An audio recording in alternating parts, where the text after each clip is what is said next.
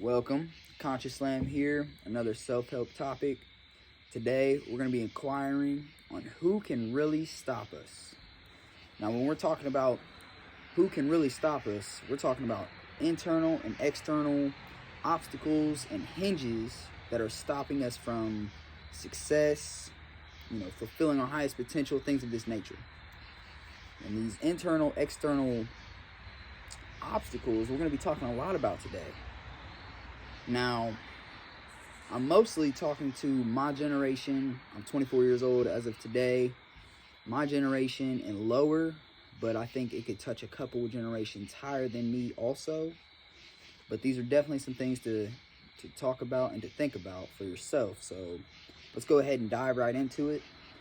I think it's safe to say that we live in the most, technologically savvy time period, at least through recorded history.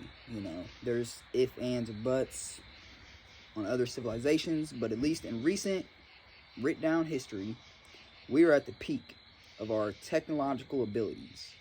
And this comes with some positives, but it also comes with a lot of negatives. And we're going to be mostly talking about those negatives today because it looks like these could be some obstacles stopping us, at least externally, right? And we got to talk about the external first. Okay, so speaking to my generation, spoon-fed stimulation constantly from every direction. I'm talking social media eats at our brains. We have never, as a civilization in written history, been able to just sit here and look at an inanimate object and scroll for hours on end and never come to an end of that. That's a lot of stimulation for the brain. Our ancestors, it would probably drive them insane. Why hasn't it drove us insane? Maybe it has. Record numbers, mental health issues, ADHD is diagnosed basically to everybody, and we don't even really inquire about, what ADHD is fully, but that's a topic for another time. We have these reality TV figures of success to live up to, warps the minds of all the youth, everybody. We have politics telling us what we want to hear and telling us what we think we should want, and just spoon feeding us to the point of exhaustion, essentially. Our food, poison. We have, especially in America, we have terrible eating habits, and just our overall food system is piss poor. Our medications and pharmaceutical, I'm not even going to touch on that. We've touched on that in the past. Relationships, half of marriages are failing today. How interesting is that? What role does that play in our mental health? We look at relationships completely different from our ancestors. Our ancestors are in this, well, really, it's us, because we're stuck in this limbo between, the good times when America was great and people were, happy and everybody had food in their mouth and money in their pocket. We're stuck between that and it's almost like a backlash of that, this radical turn of,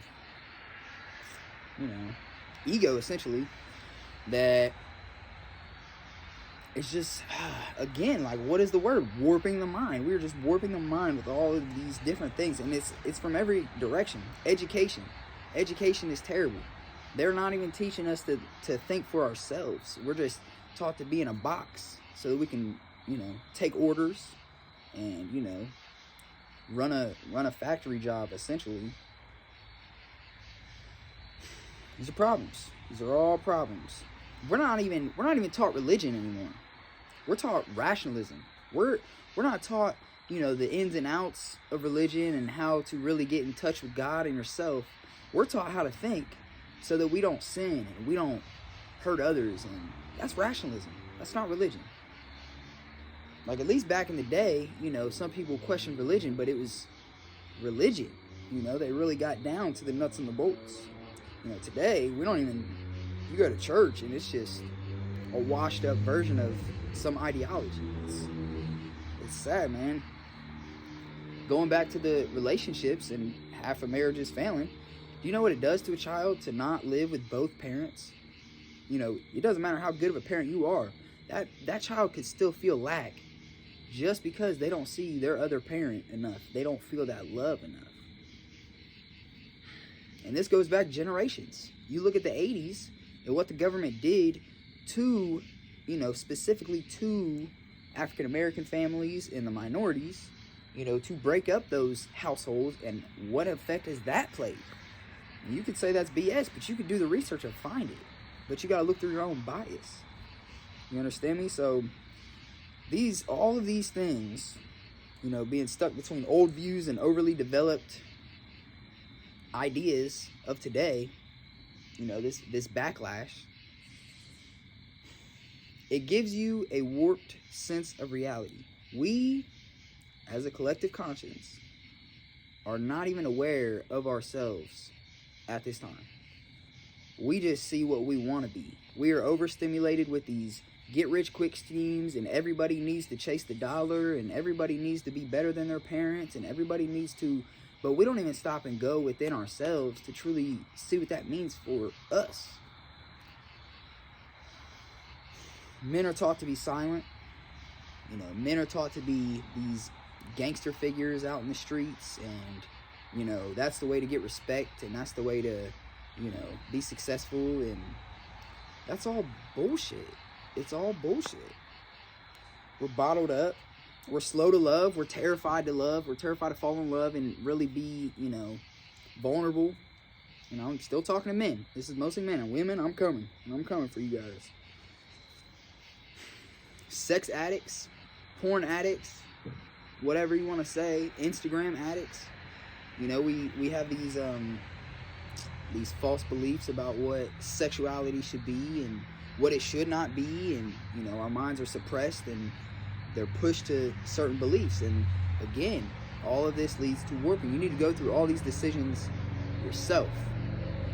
You know, and also I want to say that men are typically underappreciated, at least the ones that are really handling their business and doing what they're, you know, supposed to be doing. Definitely underappreciated by this society, because we're always told to do more and be more. We're never satisfied. There's always more you can do, because there's so much information that you can process. That is why is my generation so unhappy? Why do we lack self-love so much? They don't teach you how to love yourself. They don't teach you how to find yourself. Women are taught to be toxically independent. You don't need a man. You don't need anybody. This is, yeah, I mean, some of that's true, but at the same time, you have to understand that in a relationship, there has to be give and take, and that's to both sides. I'm not saying that you shouldn't be an independent woman, but I'm saying that there is a toxicity with that must be, you know, inquired on. You know, women are taught to look up to Meg Thee Stallion. You know, we're very quick to, I keep saying we, but, you know, women, very quick to use their body and their looks to manipulate certain things in their reality. Dangerous. This is all dangerous and not good for the mind at all. You know, women look at, like, you know, reality. They look at their own body in the mirror, and then they look online or on TV, and they're like, wow, we're not even close. That kills your self-image. You know, so it's very safe to say that we, as a society, are put down, and they try to stop us. But it's still, is that stopping us, or is that a speed bump? Or is an accelerator a sign that you need to unplug yourself completely and do it your own way? That's how I'm taking it. That's what I'm looking at it like. You know, everybody has their own perspective. It's all based on your conditioning. This conditioning runs deep, very deep. We're gonna keep getting into this, okay? You know, there's an assumption of the self that creates an image, and that feels real. So you have these assumptions based on society, and you create an image of yourself. You know, you're not good enough. Your lips ain't big enough. Your eyes aren't whatever. Irrelevant. irrelevant. It makes you put a mask on. And this creates an image in your head that feels very real. But it's just a thought. It's just a thought that you believe because somebody told you that, or you saw it somewhere. You know. And it leads to distorted, you know, perceptions of reality, basically. Your perception of reality is completely warped because of society. But is that an excuse? Not at all. Not at all. It could be an accelerator if you have the right perspective on what you're trying to do here. That's what I'm trying to push you at. I want to talk about David Bohm a little bit. Okay? He has this term called ego smog. Ego smog is basically, I want to shoot a video separately on ego smog. It's basically a clouded sense of reality based on your conditioning and based on yourself. You look at yourself and you look at the world, and it's all jacked up because of how we were conditioned. This guy was way ahead of his time, okay? I want to read you this quote. The self is not the source of thought, but rather thought is the source of the self. You know, we think that we are this concrete being, and we have thoughts. And we are the thinker of these thoughts. But really, you have a thought about yourself, and you truly believe that that's real. So basically, your thoughts are creating you because you agree. You subconsciously agree to these thoughts. Do you not see the danger in that? Do you not see the potential for self-deception in that right there?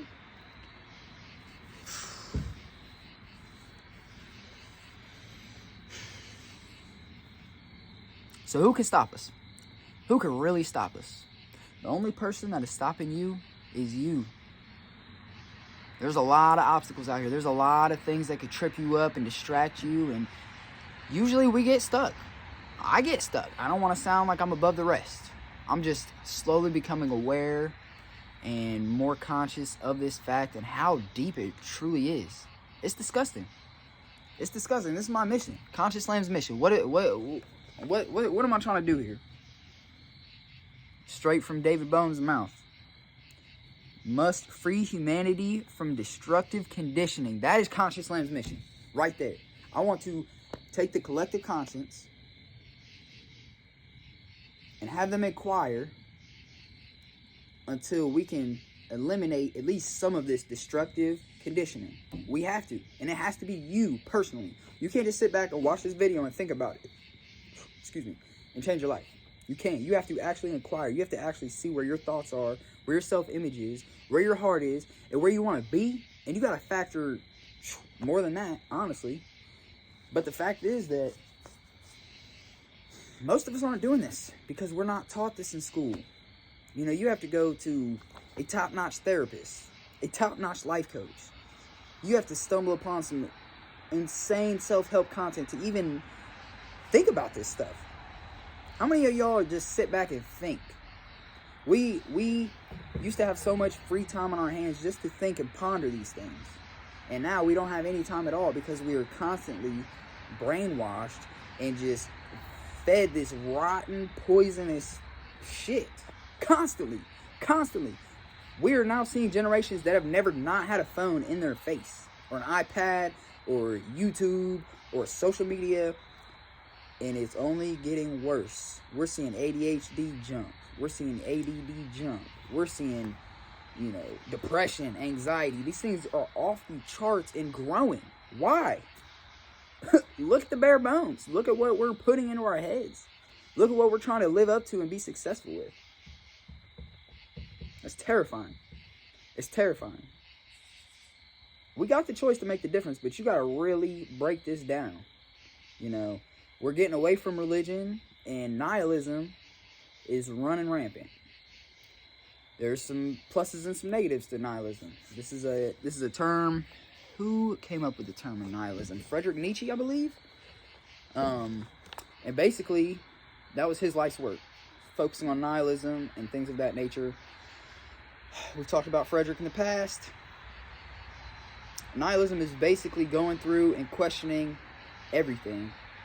But where it ends up and where Friedrich basically stopped working when he had his mental breakdown is that you come to this time where it seems like everything is irrelevant. There's not a point. You know, we're too far gone. There's no point in trying. That, oh shit, oh shit. That, okay, well, I ain't coming back on. That is so far from the truth because he needed to take it a step farther. You need to really find the truth within yourself and continue to evolve and develop that. Oh, there it is. Kind of knocked me off my train of thought there, but I think I'm gonna have a part 2 to this. You know, I'm not sure how well I spelled this all out. I'm gonna have to review. I might have to shoot it again. But these are my thoughts here. These are my thoughts here. More to come soon. Conscious Lamb. ConsciousLamb.com on YouTube for more self-help content. ConsciousLamb.com for coaching and other inquiry needs. Like I said, our mission is to reverse this conditioning that we are just fed from every angle. Like I said, every angle. It's sickening. Love y'all. Peace.